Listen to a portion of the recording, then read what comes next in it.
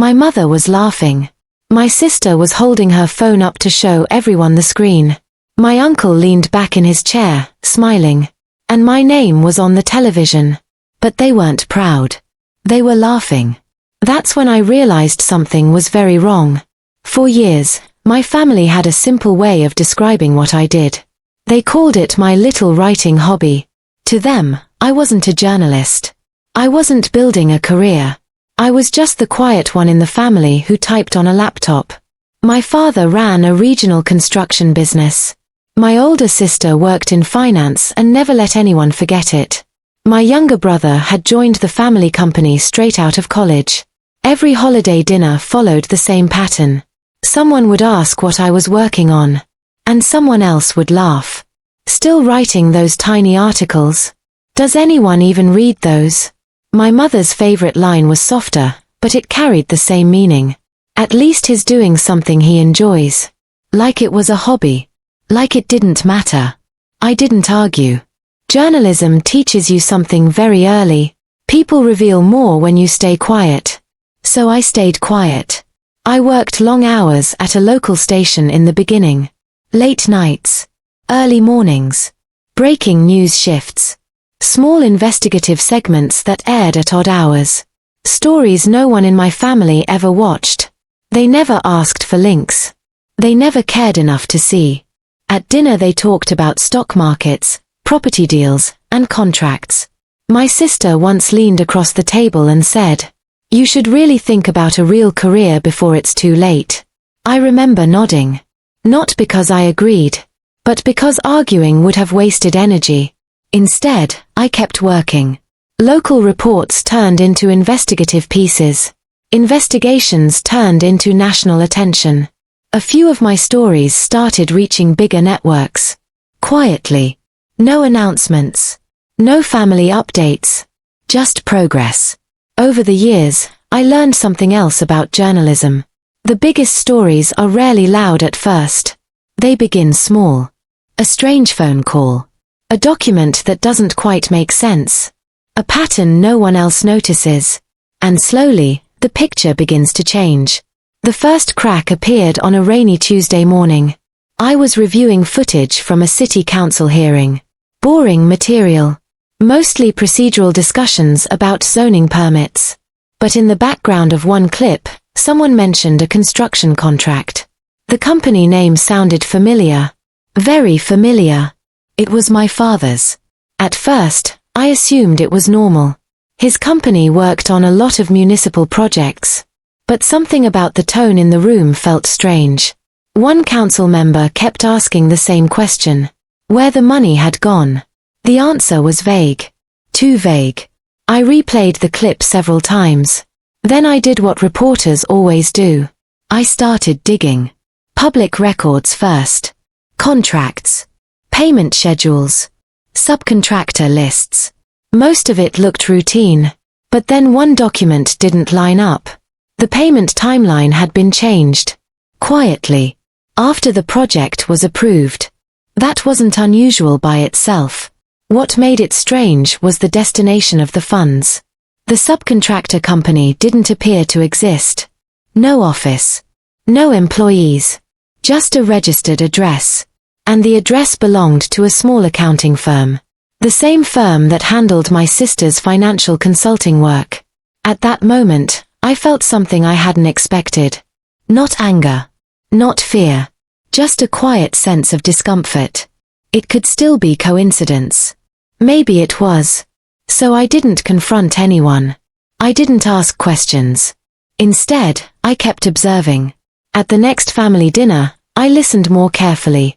My father talked about a new contract. My sister mentioned a consulting client. Neither of them realized their timelines overlapped perfectly with the documents I'd just seen. I said nothing. But I watched. The laughter about my little writing job continued. And something else began happening. Small things. My sister suddenly asked more questions about what kind of stories I worked on. My father asked whether journalists could access financial records easily.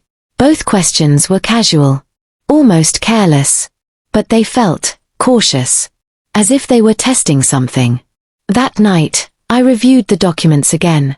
The more I looked, the more the pattern formed. Money moving through shell accounts. Consulting fees. Government contracts. The pieces weren't complete yet.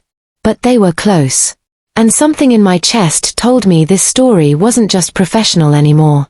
It was personal. I didn't say anything to my family. I didn't accuse anyone. I didn't even hint that I had noticed. Because the moment people realize they're being watched, they stop making mistakes. So I stopped reacting. And I started watching. The first piece of proof didn't come from my investigation. It came from a mistake. 3 weeks after I noticed the contract irregularity, my newsroom received an anonymous email. No message. Just an attachment. A short video file. At first, I assumed it was unrelated to my research. Newsrooms receive strange submissions every day. But when I opened the file, I recognized the room immediately. It was a private dining area at a downtown restaurant. The same place my family used for business meetings. The camera angle suggested someone had placed a phone inside a jacket pocket. The recording lasted 6 minutes. The audio wasn't perfect, but it was clear enough. My father's voice was the first thing I recognized. Calm. Confident. Familiar.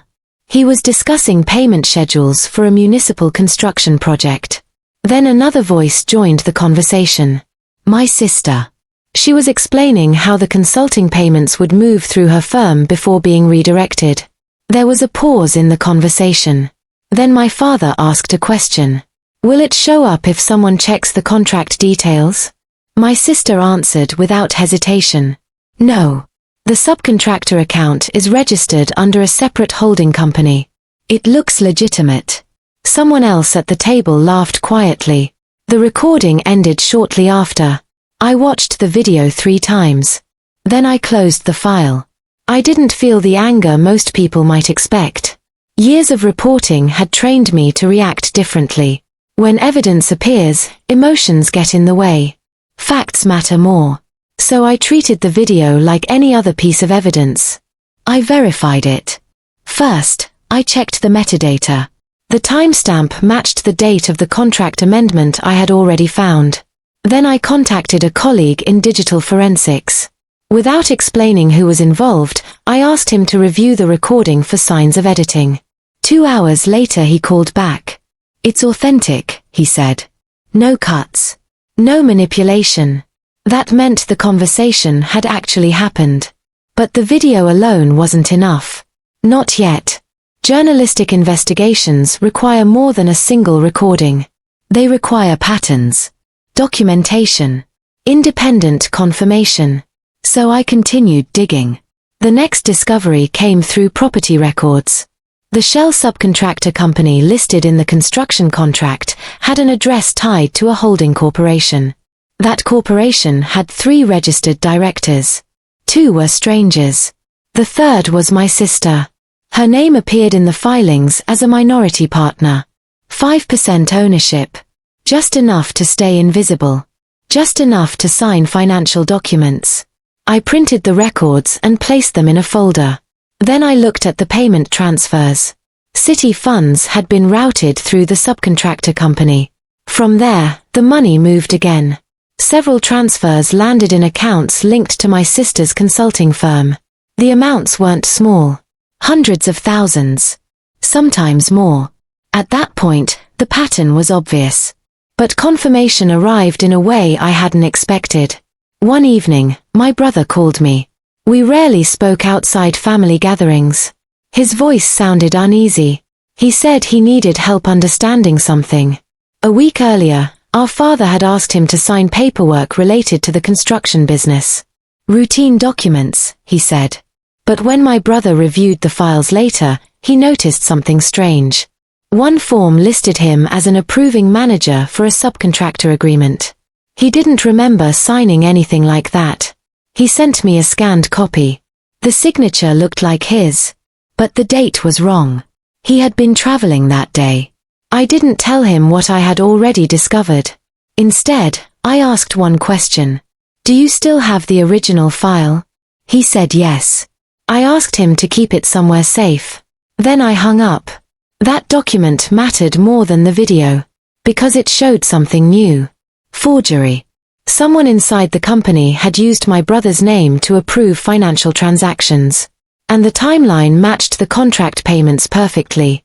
Over the next week, I gathered everything together. The video recording. The corporate filings. The payment transfers. The forged approval document. Individually, each piece raised questions. Together, they formed a clear picture. Public funds. Private accounts. A system designed to hide the connection. I didn't confront my father. I didn't confront my sister. Family dinners continued like nothing had changed. My sister still joked about my little articles. My father still asked whether journalism paid enough to survive. They believed something very simple. They believed I wasn't paying attention. But the truth was already sitting in a locked drawer beside my desk. Evidence doesn't need anger. It only needs patience. And timing. Because confronting them too early would have warned them. It would have given them time to erase records. To move money. To rewrite the story. Confronting them would have ruined everything. Once the evidence was complete, the story changed. Not publicly. Not yet. But internally, everything became about protection. Investigative reporters learn this early. Evidence is fragile. Files disappear. Accounts get closed. People suddenly forget things. If you move too quickly, the truth vanishes before anyone can prove it existed. So the first thing I did was secure everything. Every document was scanned and stored in 3 places. One encrypted drive in my apartment. One copy on a secure server used by our investigative desk. And a 3rd copy stored with someone outside the newsroom. I didn't explain the story yet. I simply said the files were sensitive. Journalists sometimes do that. No one asked many questions. Next came the financial records. Payment transfers can be altered if the right people are warned. So I requested certified copies through public record channels. Official versions. Stamped and archived. Once those exist, they're harder to erase. The video recording also needed protection. My colleague in digital forensics helped verify it. But I asked him for something else. A forensic report. A document stating the recording was authentic and unedited. He emailed it 2 days later. Short. Technical. Clear. I added it to the folder. Then I contacted someone I trusted. Not a reporter. A lawyer. Years earlier, we had worked together on a corruption investigation involving a city transportation contract. She specialized in financial crime cases. Careful. Precise. Someone who never rushed decisions. When we met, I didn't mention my family immediately. I laid the documents across the table. The contract amendments. The payment transfers. The corporate filings. The forged approval document with my brother's signature. Finally, the video recording. She watched the footage quietly.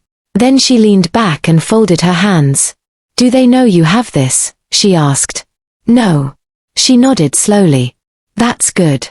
Because once people realize the investigation exists, everything becomes unpredictable. Money disappears. Stories change. Witnesses suddenly remember different details." She asked one more question. "Are you prepared for what happens next?" I knew what she meant. If the investigation moved forward, it wouldn't just be a news story. It would be a criminal case. My father's company.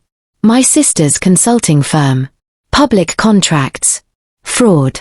Forgery. It would affect everything. Family. Reputation. Careers. I thought about that for a moment. Then I answered honestly. This isn't about revenge. It's about stopping something that's already happening. She studied me carefully. Then she nodded once. Over the next 2 weeks, things moved quietly. The lawyer contacted a financial crimes unit she worked with frequently. Not an official complaint yet. Just a preliminary review. The evidence was shared carefully. Piece by piece. Not all at once. Investigators confirmed what we already suspected. The money trail was real. Public contract funds had been redirected through shell companies. The forged approval document strengthened the case, and the video recording showed direct knowledge of the system. But investigators needed one more step: timing.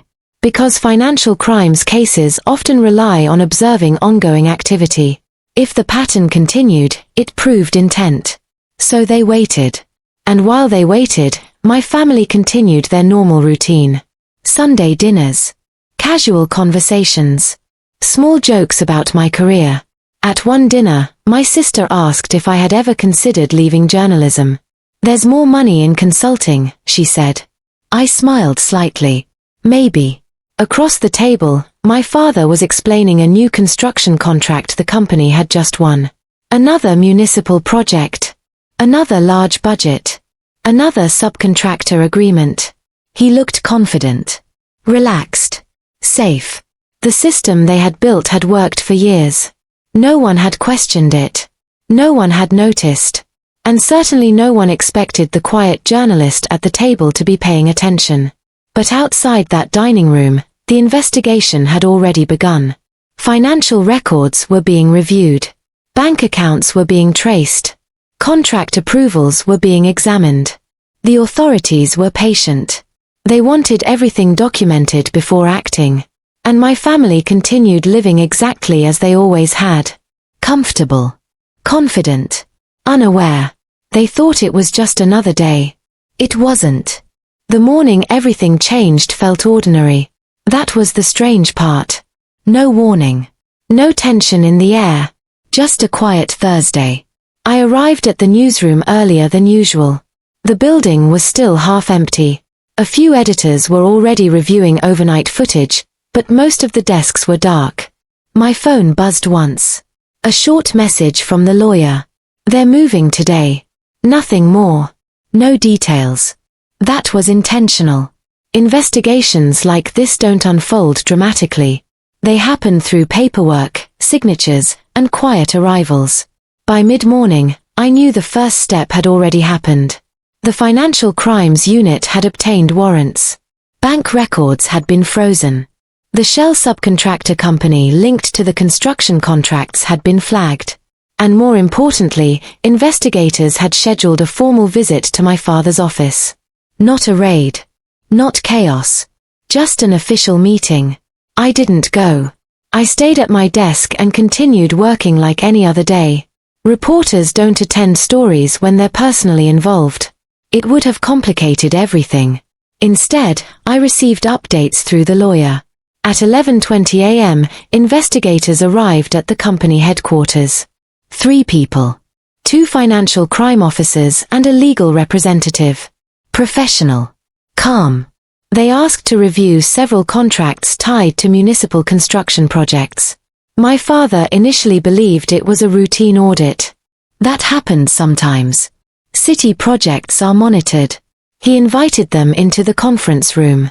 Documents were placed on the table. Payment transfers. Corporate filings. The subcontractor agreement. And finally, the forged approval document bearing my brother's signature. According to the investigator's report later, that was the moment the atmosphere changed. My father stopped speaking. He studied the paper for a long time. Then he said the signature must have been an administrative mistake. The investigator didn't argue. Instead, he placed the forensic verification report on the table. The one confirming the video recording. The room became quiet. The recording itself wasn't played immediately. First, the investigator explained the financial timeline. Public funds transferred to the subcontractor company. From there, the money redirected through consulting payments. Those payments landing in accounts tied to my sister's firm. Every transfer documented. Every contract amendment recorded. Then the investigator asked a simple question. "Would you like to review the video evidence?" That was the first moment my father realized the situation wasn't an audit. It was an investigation. Across the city, something similar was happening at my sister's office. Authorities had contacted her as well. Not aggressively. Just formally. requesting documentation for several consulting agreements connected to municipal contracts. Her firm's accounting records had already been preserved through legal order. By early afternoon, the story had begun moving through official channels. The city suspended the construction contracts pending review. Financial investigators continued examining the money transfers. And prosecutors began preparing charges related to fraud and forgery. I didn't speak to my family that day. No one called me. Later, I would learn that both of them spent most of the afternoon in separate legal meetings, trying to understand how the investigation had begun, trying to find where the leak had come from. They never suspected the person who had simply been sitting at the dinner table for years, listening, watching. That evening, our network aired a brief investigative segment. Not about my family specifically, about a broader inquiry into municipal construction contracts and subcontractor fraud. The story was careful, measured, focused on documentation rather than accusations. My name appeared in the credits at the end of the segment. Senior Investigative Editor. Most viewers probably didn't notice it. But someone in my family eventually would. A week later, the network announced internal promotions related to the investigative division. It wasn't a surprise to the newsroom. I had been leading the team for months. The official announcement simply made it public. My new role appeared on the company website the following morning. Chief Executive Officer. I didn't celebrate. Titles don't change much about the work. The investigations continue. The stories continue. And the truth still moves slowly. The only difference was that now my name was attached to the network in a way that couldn't be ignored. I never attended another family dinner after that. Not because I was angry. Just because some distances are permanent once the truth becomes clear. The legal process continued quietly for months. Audits. Hearings. Financial recovery. Consequences arrived through paperwork and courtrooms, not arguments. Exactly the way justice usually does. Late one evening, long after the newsroom had emptied, I turned off my office lights and looked out across the city. Traffic moved slowly through the streets. The same buildings. The same quiet rhythm of a normal night. For the first time in a long while, there was nothing left to investigate. Nothing left to secure. Nothing left to prove. That night, everything was quiet.